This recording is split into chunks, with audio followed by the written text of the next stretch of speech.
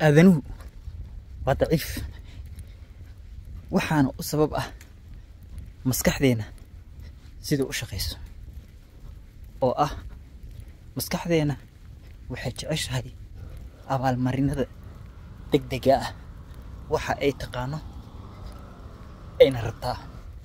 بدنا ما فيرس وحان مربطا مس waxaan waa u baahan tahay baahi iyo rabitaan la leeyahay kaliya waxa dhici karta maanta oo kale adiga inaad rabtid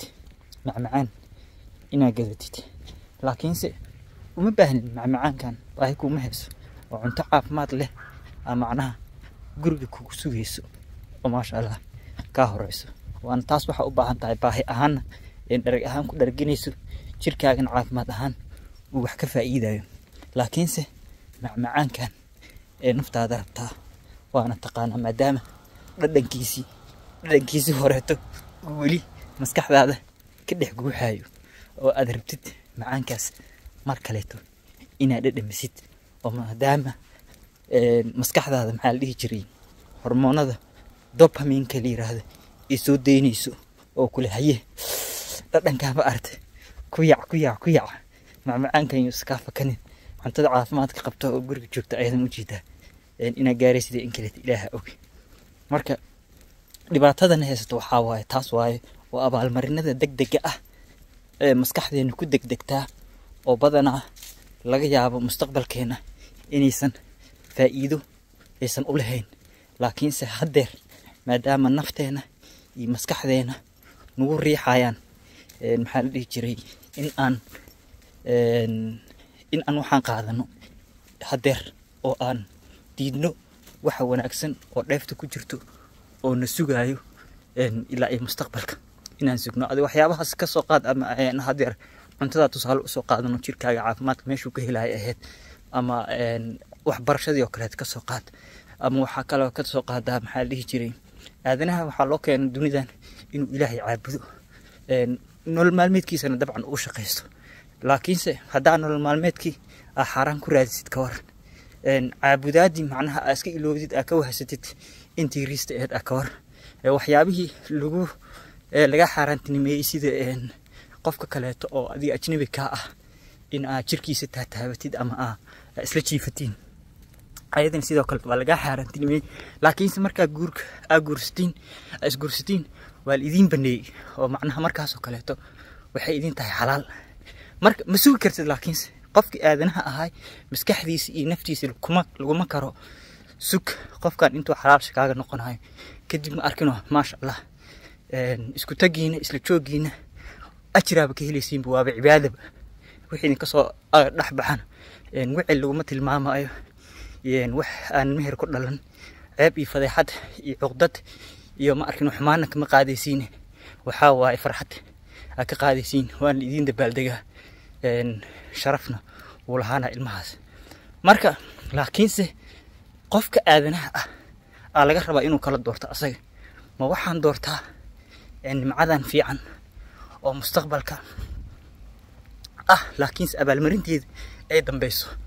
oo cibaadooyinka wanaagsanaan ugu dambeyn maalinta ka dhimanaysa taasna inaa sugtid waa horta hore waxa macnaha cibaadooyinkan amaan sameynaysid in laga aqbala in kale Allahu a'lam laakiin hadii laga aqbalo ilaa qabriga aad ka galaysid inaa sugtid way qabriga haddana ilaa ay jannada aad ka galaysid ilaa ay qiyaamaha inaa ka sii sugtid waa haddana marka waxaas oo dhan ma sugi kartaa oo maskaxdaada iyo nafsadaada ku tarbiyeynaysaa waxaas inay sugto mase waxa raacaysaa daldalaalkan oo hadeer la joogo dheeftaan yiriista dheefna ma yaala dhihin laakiin macmacaankan yar ee maskaxdaada hadeer kugula talinayso arrin muhiim oo qofka inuu isweydiiyo mudan waaye maskaxdaada iyo maxaa la dhihi jiray nafsadaadana waa ku tarbiyeyn kartaa hadduu ilaahay idma runtii waxa wanaagsan inay sugto inay edab yeelato inay meesha fadhiisisay ee sii fadhiso ilaa aad ka kicinaysid oo dhihisahay waatana abaalmarintan sax oo tii lagugu talagala hadeer qaado marka intaas walaalahay video yiriis oo meel ku arkay oo macnaha igu soo riday oo cunug yiriis oo la tusay laba xabo biscuit $10,000 mid qaada la yiri markaasuu labada xabo buskudka eedu dafay cunugaas yiriiska haduu oo labadaas xabo buskudka ah macnaha intuu iska dhigo oo 10 kan ku qaadan lahay dukaanka dhan uu gadan lahaa laba xabo buskuda sheegtay maalin kasta baakad buskud u cun lahay maalintu 20 sano gaaran laga yaabo dukaamo kale inuu u sadal lahayn buskudkiisan uu sii heesan lahay laakiin se cunugii waxa waaye cunugii ma yaqaano macnaha 10 kul qiimaheeda ma yaqaan koow tan labaad waxa waaye faa'iidada oo maxaa la dhihi jiray waxa abaalmarinta dambeeto ma qiyaasi kara asagana oo maskaxdiisa macmacaankaas yariiska ah iyo buskudkaas bas ay taqaanaa